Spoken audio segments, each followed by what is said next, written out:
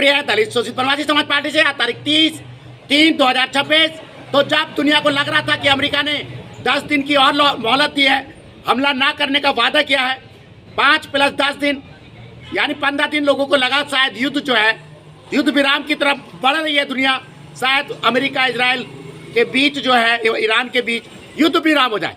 लेकिन हम जानते हैं इस 10 दिन की अवधि में भी लगातार ना सिर्फ एक दूसरे पे हमले होते रहे, वरन आप देखिए कि हमले की भयावहता इस स्तर तक पहुंच चुकी है कि ईरान ने स्पष्ट कह दिया है कि हम आपकी यूनिवर्सिटियों पे, विश्वविद्यालयों पे जहां बच्चे पढ़ रहे हैं उन पर हमला करेंगे। और ये प्रतिक्रिया शायद इसलिए आई है कि ईरान के एक शहर मीरान में जब एक स्कूली इमारत पर हमला हुआ तो लगभग 180 बच्चे और शिक्षक जो है मारे गए थे। लेकिन तब भी आपको युद्ध की नैतिकताओं का ख्याल रखना चाहिए था, लेकिन कोई नैतिकता तो छोड़िए, दुनिया के विनाश की भी चिंता नहीं कर रहा। अब अमेरिका ने कह दिया है कि वो ग्राउंड बैटल के लिए तैयार है, जमीनी युद्ध के लिए तैयार है, और इस तैयारी के तहत उसने अपने 3,500 मैरीन कमांडो भेज दिए हैं समुद्र में, युद्ध पोत भेज दिए हैं, और पूरी तरीके से शायद अमेरिका इजराइल जो है जमीनी युद्ध की तैयारी कर चुके हैं। कहना यह भी रहा लोगों का, विश्लेषकों का, कि 10 दिन का टाइम भी शायद जमीनी युद्ध के लिए लिया गया, युद्ध की तैयारियों के लिए लिया गया।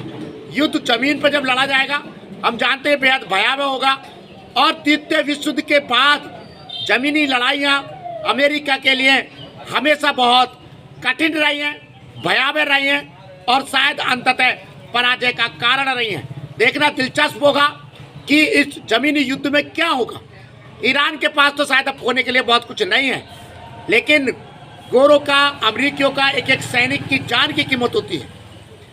देखेंगे ईरान, अफगानिस्तान, वियतनाम, इराक के बाद अगर ये बैटल युद्ध होता है जमीन पे तो क्या परिणाम निकलता है, और क्या अमेरिका उसको झेल पाता है या नहीं झेल पाता है।